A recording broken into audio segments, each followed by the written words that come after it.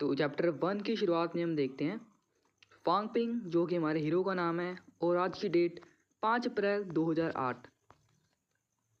Location है यांग city का first high school, 3rd year 4th class. और फिर वो हमारा हीरो बोलता है कि मैंने एक शॉकिंग रियलिटी को एक्सेप्ट किया है कि मैं जो हूँ अपने फ्यूचर से 10 ईयर पास्ट में आ चुका हूँ। और पूरा एक्यूरेटली बताऊँ तो मैं अपने पास्ट में तो आ चुका हूँ, पर एक पैरेलल वर्ल्ड के अंदर। और मेरी पिछली लाइफ और इस लाइफ में बहुत सारे चेंजेस हैं। और उसके बाद एक उसका दोस्त बोलता है, फांग पिंग चैन फैन, क्या तुम मार्शल आर्ट सब्जेक्ट के लिए रजिस्टर करना चाहते हो? उसके लिए सिर्फ 2 दिन बचे हैं, जल्दी रजिस्टर कर लो अगर तुम्हें करना है तो उस एग्ज़ाम के बारे में बताते हैं, NCEE national college entrance exam. और यही जो है मतलब एक जो है एक्स्ट्रा सब्जेक्ट है उसके इस वर्ल्ड के अंदर जो है मार्शल आर्ट। तो फिर उसका साथ वाला दोस्त बोलता है कि रजिस्ट्रेशन फ़ीस $10,000 है और मुझे पता है कि मैं पास नहीं होऊंगा, तो इसलिए मैं अपने पैसे वेस्ट नहीं करना चाहता। और साथ बैठा फांग पिंग 10,000 का सोचकर बहुत ज़्यादा हैरान होता है। तो फिर वो लंबा लड़का बोलता है, यही जो एक चांस है जिससे हम नॉर्मल इंसान थोड़ी एक्स्ट्रा ऑर्डिनरी बन सकते हैं और पावरफुल बन सकते हैं। और लेफ्ट साइड से एक बच्चा उठता है, बोलता है, ब्रदर क्या तुमने आज की न्यूज़ सुनी? जो ग्रैंड मास्टर माँ हैं वो मैनेज कर चुके हैं 8th लेवल पे ब्रेक थ्रू करने के लिए। वो 8th लेवल पे ब्रेक थ्रू कर चुके हैं।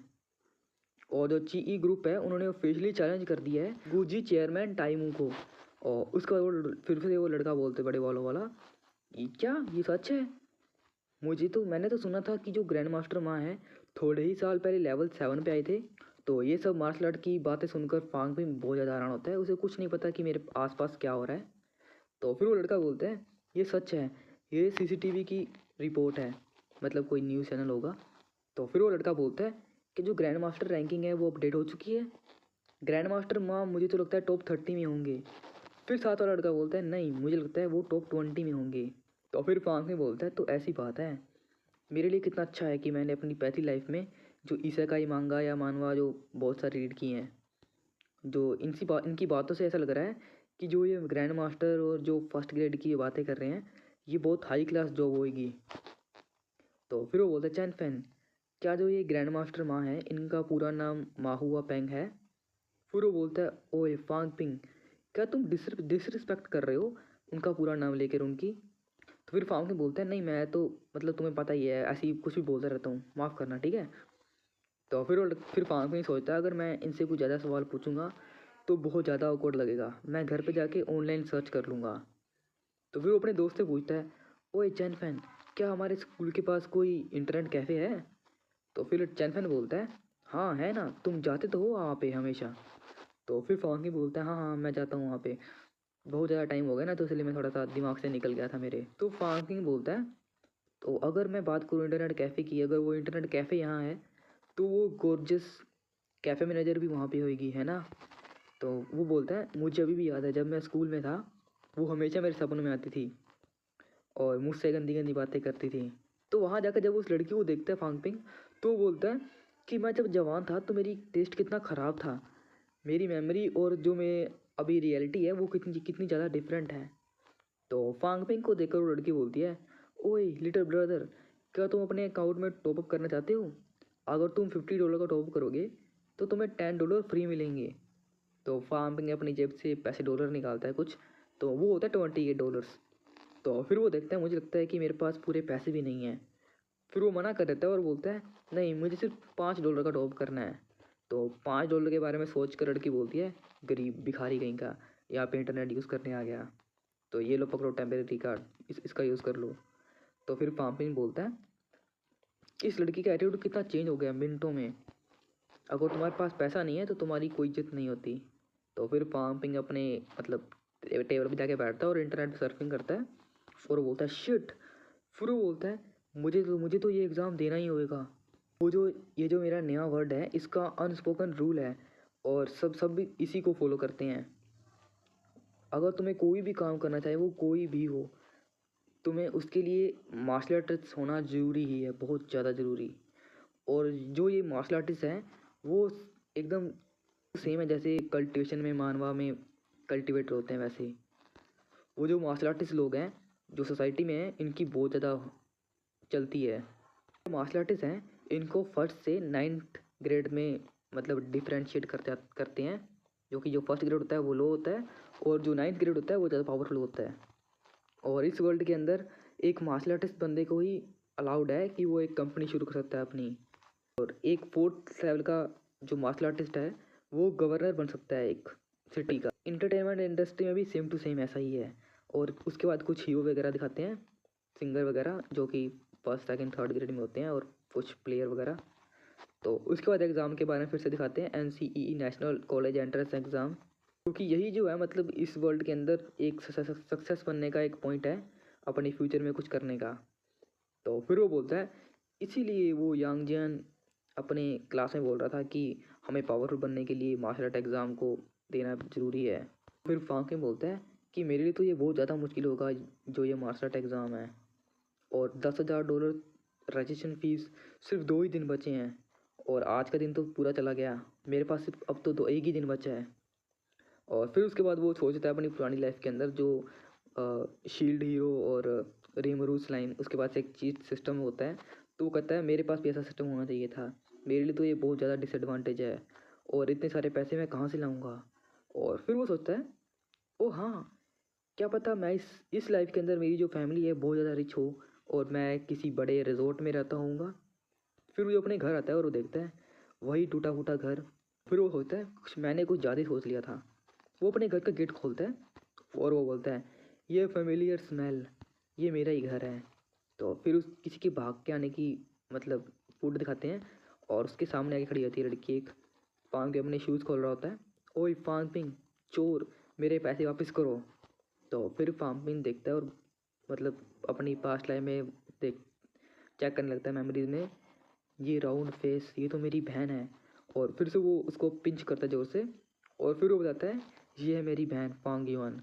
मेरी मतलब पुरानी लाइफ में एक रिग्रेट था, जब ये बच्ची थी तो ये कितनी क्यूट थी और जब ये बड़ी हो गई तो उसकी सारी क्यूटनेस गायब हो गई। उसकी बहन उसका हाथ जोर से झटकती है और बोलती है, ये बकवास करना बंद करो, मुझे मेरे पैसे वापस करो। फिर वो बोलता है, हाँ कौन से पैसे? फिर वो बोलती है, एक्टिंग मत करो, मम्मी ने तुम्हें $50 दिए थे हमें बांटने के लिए, पर तुमने से मुझे $5 दिए, बाकी तुम ले गए सारे के सारे। फिर वो बोलता है कि जो ये वो $28 मेरे पास थे उसमें से कुछ पैसे इसके भी होंगे शायद। तो फिर वो एक अजीब सा मुंह आता है और बोलता है कि मुझे तो लगता है तुमने पहले ही अपने पैसे खर्च कर लिए हैं, मेरे पास कोई पैसे नहीं है तुम्हारे। तो फिर फार्म पिंग की बहन अपनी मम्मी के पास जाती है भागती हुई, बोलती है, मम्मी फार्म पिंग को कुछ बोलो, इसने मेरे पैसे चुरा लिए। फिर फार्म पिंग बोलता है कि मैंने अपनी बहन को बहुत ज़्यादा तंग कर दिया है उसके पैसों के लिए। तो उसकी माँ मम्मी बोलती है उसको कि ये बकवास करना बंद करो, तुम्हारे फादर आने वाले हैं, डिनर भी रेडी हो चुका है। तो फिर फांग किंग बोलता है, ये है मेरी मोम ली यूजीन, कितनी यंग है ना। मुझे याद है इस टाइम पे जब वो मेरी और मेरी बहन का ख्याल रखने के लिए पार्ट टाइम जॉब करती थी, मतलब पार्ट टाइम जॉब करती थी, उनकी सैलरी थी $800। तो फिर वो बोलता है, मैं कैसे अपने पेरेंट्स से $10,000 मांगूँ। और फिर उसके बाद उसके फादर घर पे आते हैं और बोलते हैं, यूजीन क्या खाना रेडी है?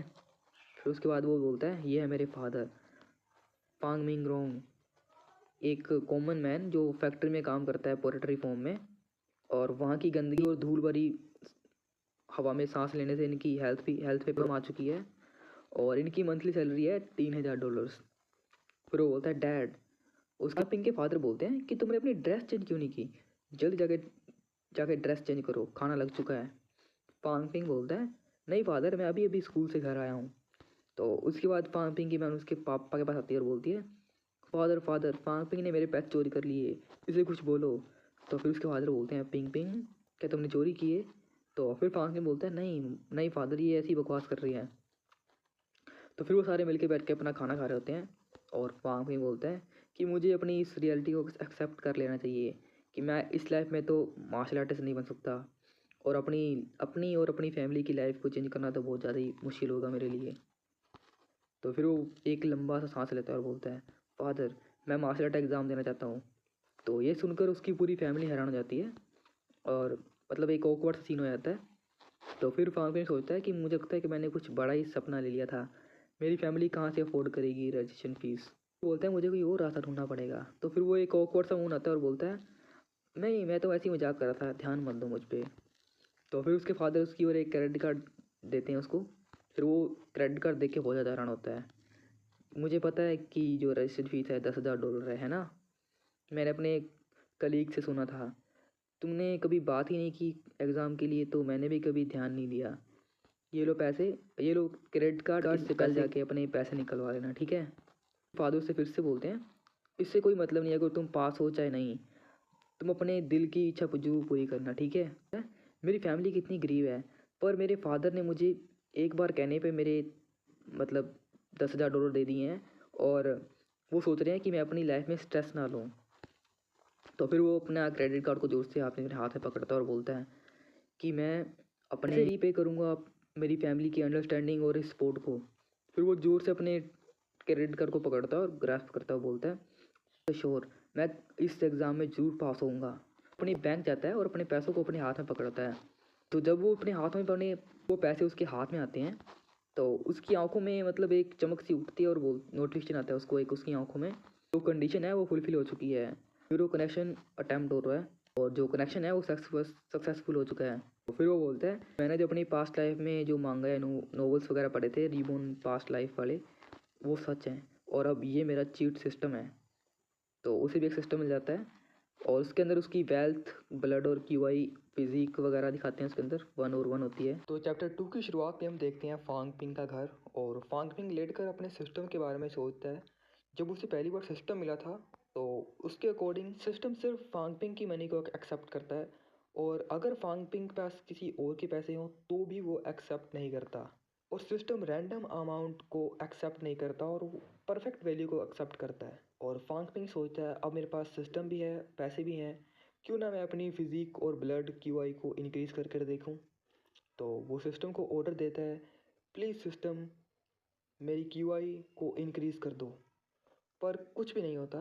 तो फिर से वो दूसरे अलग अलग तरीके अपनाता है, जिसमें वो बोलता है अंकल सिस्टम मेरी ब्लड और QI इंक्रीज़ कर दो, ऊपर वाले हे ऊपर वाले Amit little rabbit good good जल्दी जल्दी कर दो मेरे, कुछ भी करो सिस्टम मेरा ब्लड और QI को इंक्रीज़ कर दो, नहीं तो मैं तुम्हें मार मार कर ख़त्म कर दूंगा। तो एकदम से वुश की साउंड आती है और सिस्टम उसकी मनी को डिक्रीज़ करता है और उसकी QI को 0.1% इंक्रीज़ कर देता है।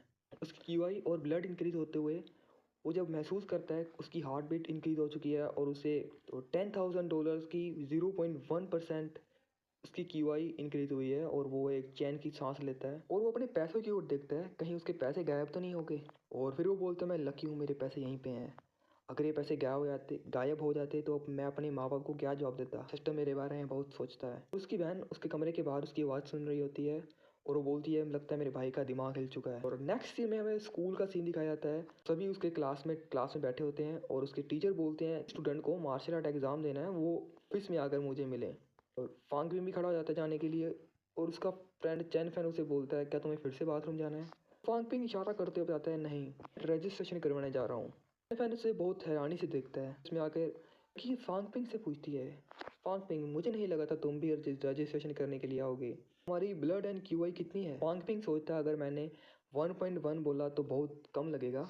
और फिर से वही ब्राउन बालों वाला लड़का बोलता है मुझे लगता है तुमने कभी चेक ही नहीं किया होगा इसलिए तुम नहीं बता रहे हो, है ना। साथ के टेबल का लड़का उससे बोलता है यार जब मैं आखिरी बार हॉस्पिटल गया था तो मेरा 108 था। फांग पिंग तो बहुत पतला सा है तो मुँह से ज़्यादा ही होगा। फांग पिंग एकदम शॉक में होकर सोचता है भाई 108 इतना बड़ा डिफरेंस। फिर वो ब्राउन बालों वाला लड़का उसे अपने घर पे इनवाइट करता है कि तुम मेरे घर पर आकर चेक कर सकते हो। ब्राउन बालों वाला लड़का फिर से बोलता है हे वूजी तुम्हारे घर पे ब्लड QI मीटर है। वो जवाब देता है कि मुझे मेरे पापा ने दिलाया था। हॉस्पिटल जितना एक्यूरेट तो नहीं है पर वो ठीक ठाक आंसर देता है।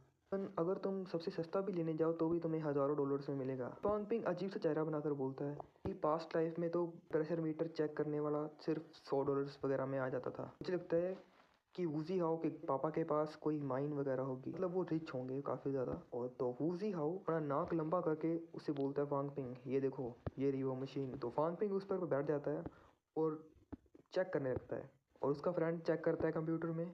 तो फांग पिंग पूछता है वूजी हाउ क्या तुम्हें पता लगा रिजल्ट क्या आया। और वूजी हाओ एकदम हैरान होकर बोलता है 113। तो चैप्टर यहाँ पे एंड होता है, नेक्स्ट चैप्टर मिलते हैं। फांग पिंग सोचता है तो इस तरह मेरा सिस्टम काम करता है, जो वैल्यू सिस्टम दिखाता है वो रियलिटी से बिल्कुल अलग है।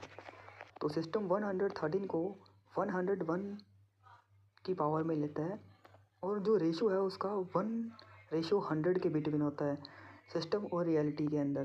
तो फांग पिंग का दोस्त बोलता है, हे फांग पिंग, तुम कुछ रिएक्शन क्यों नहीं दे रहे? तुम्हारा ब्लड और ची लेवल क्लास में दूसरे नंबर पे है और तुम इतने शांत होकर कैसे बैठे हो? फांग पिंग के फादर बोलते हैं कि मैंने सुना था शॉप के डायरेक्टर से, जो मार्शल आर्ट एग्ज़ाम देते हैं बच्चे, उन्हें नरिशमेंट के लिए बहुत सारे पैसे और पिल्स वगैरह चाहिए होते हैं, क्योंकि अब फांग पिंग भी मार्शल आर्ट एग्ज़ाम दे रहा है तो उसे भी हमें नरिशमेंट के लिए पिल्स वगैरह दिलानी होंगी, हम इसे अनदेखा नहीं कर सकते। पर उसकी माँ बोलती है हमारे घर पर सिर्फ 20,000 रुपये ही हैं, ये पूरे नहीं हैं और हमें कल फिर से जाके बैंक से लेके आने पड़ेंगे। कमरे के बाहर फांग पिंग की बहन उससे लड़ रही होती है, मतलब मजाक कर रहे होते हैं वो दोनों एक दूसरे के साथ। भाई मार्शल आर्ट एग्ज़ाम को देने के लिए 110 की वैल्यू होनी चाहिए, पर तुम्हारे पास 113 है, ये कैसे हो गया? और फांग पिंग अपनी बहन को पिंच करता है ज़ोर से और बोलता है मुझे माफ़ करना बहन, क्योंकि तुम्हारा भाई जीनियस है और वो इस साल ज़रूर एग्ज़ाम में पास होगा। और फांग पिंग की माँ उसे बुलाती है और बोलती है फांग पिंग इधर आओ, मुझे और तुम्हारे फादर को तुमसे कोई बात करनी है। और फांग पिंग की बहन बोलती है मम्मी मम्मी, फांग पिंग फिर से मुझे तंग कर रहा है। और इधर फांग पिंग बोलता है हाँ मम्मी मैं आ रहा हूँ। पिंग देखता है भाई इतना टेंस माहौल कैसे है भाई, क्या हुआ? पैसे लो, तुम अब नरिशमेंट के लिए कुछ पिल्स वगैरह बाय कर लेना, अगर ये पैसे पूरे ना हो तो मुझे कह देना, मैं तुम्हें और दे दूँगा। पहले तुम्हारे फ्यूचर पे ध्यान नहीं दिया, पर हम इसे अब अनदेखा नहीं कर सकते। ये लो कुछ पैसे, मैंने और तुम्हारी माँ ने तुम्हारे लिए इकट्ठे किए थे, अब हम दोनों तुझे फुल सपोर्ट करेंगे, तुम ज़रूर अपना मार्शल आर्ट एग्ज़ाम देना। और वो बहुत दया भावना से अपने फादर को देखता है और वो रात को अकेले में बैठा हुआ अपने आप से बातें करता है, अगर मैं इन पैसों से दवाइयाँ या मेडिसिन खरीदूँगा तो उसका इफ़ेक्ट बहुत कम होगा, अगर मैंने पिल ले भी ली और उसे खा भी लिया उसका असर बहुत कम होगा। इससे बढ़िया तो सिस्टम है, ये मेरी हर एक इच्छा पूरी करता है। और वो बैठा हुआ सिस्टम की ओर देखता है, उसमें 20,000 रुपये 1:1 उसकी ब्लड QI और उसकी मेंटल पावर 1 है। अगले दिन स्कूल में वो सीढ़ियों पे चढ़ रहा होता है, यह कल रात मैंने अपनी फिजिक पे बहुत ध्यान दिया, 0.1 इंक्रीज़ किया है और मेंटल स्ट्रेंथ भी 1.1 हो चुकी है मेरी, 10,000 वेल्थ पॉइंट लग चुके हैं और मेरी ब्लड और QI में थोड़ा सा ही डिफरेंस है। और ये फीलिंग मैं बता नहीं सकता, जैसे एक लड़की मेरे हाथ पे हाथ को रब कर रही हो ऐसी फीलिंग होती है। ऐसा लगता है जैसे मैं नंगा गार्डन में घूम रहा था। होल्ड करने की पावर और मेडिटेशन की पावर और मेमोरी बहुत ज़्यादा फास्ट हो चुकी है। पूरी रात फिज़िक्स पढ़ी है। उसका वही ब्राउन बॉल वाला लड़का उसे रोज़ ज़ोर से खींचकर नीचे ज़मीन पे मारता है उसका सर और बोलता है हे लगा। और फांग पिंग बोलता है यू फकर यांगजियान, तुम पागल हो क्या? और वो दूसरा ब्राउन बॉल वाला लड़का बोलता है हे यू ब्रैड फांग पिंग, तुम धोखा देने में तो पूरी एक्सपर्ट हो है ना, तुम्हारा 113 ब्लड QI पावर है और मेरा सिर्फ 110। सीक्रेटली प्रैक्टिस करते हो रात में? लड़का जिसके पास घर पे मशीन है वो उसे फांग पिंग को बोलता है गुड मॉर्निंग फांग पिंग। और क्या ही बढ़िया होगा, अगर एक इंसान जानता है सब कुछ तो सारे सब कुछ जानते हैं। तो उस ब्राउन वाले लड़के को वो मशीन वाला लड़का पकड़ता है और घुमा के पीछे फेंकता है और फांग पिंग की ओर देखता है ध्यान से। वो दोनों में डिफरेंस करते हैं, भाई मेरे पास सब कुछ है, मसल्स हैं, स्ट्रॉन्ग बैकिंग है, ब्लड एंड QI 108 है, पर इस फांग पिंग के पास इतनी पतली सी बॉडी, मार्शल आर्ट्स वगैरह कुछ नहीं, और इसके पास 113 QI है। और वो रोने की एक्टिंग करता है, मतलब उसका दिल टूट जाता है। और नीचे से उसके टीचर ऊपर आ रहे होते हैं सीढ़ियों से और वो बोलते हैं कितना परफेक्ट टाइमिंग है, तुम सब यहीं पे हो और ये लो फांग पिंग, ये तुम्हारे लिए पिंग, ये बुक्स तुम्हारे लिए हैं, इसे घर लेके जाना और इसे याद कर लेना। और तुमने अब अगर क्लास ज्वाइन कर ही लिया तो तुम्हें स्टडी हार्ड करनी पड़ेगी और इसे पढ़ना पड़ेगा, बहुत जल्दी जल्दी पढ़ना है इसे, तुम्हारी हेल्प करेगा ये मास्टर्स एग्ज़ाम के लिए। और फांग मिंग बोलता है हाँ ठीक है। वो बोलता है भाई, अपने मन में बोलता है कि पुरानी लाइफ में मेरे टीचर से इतना कुछ लगाव नहीं था, पर ये टीचर बहुत अच्छे हैं।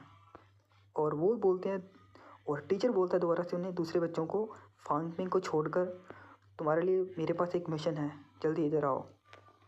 और कल मैंने डीन से बात की थी और तुम्हारे सबके लिए एक अपॉर्चुनिटी है, और तुम कल जाना नांगजियान यूनिवर्सिटी और वहाँ से वांगजियान को लेके आना वापस। शायद ये रेलवे स्टेशन या फिर एयरपोर्ट है, यहाँ पे वांगजियान के शूज़ दिखाई देते हैं।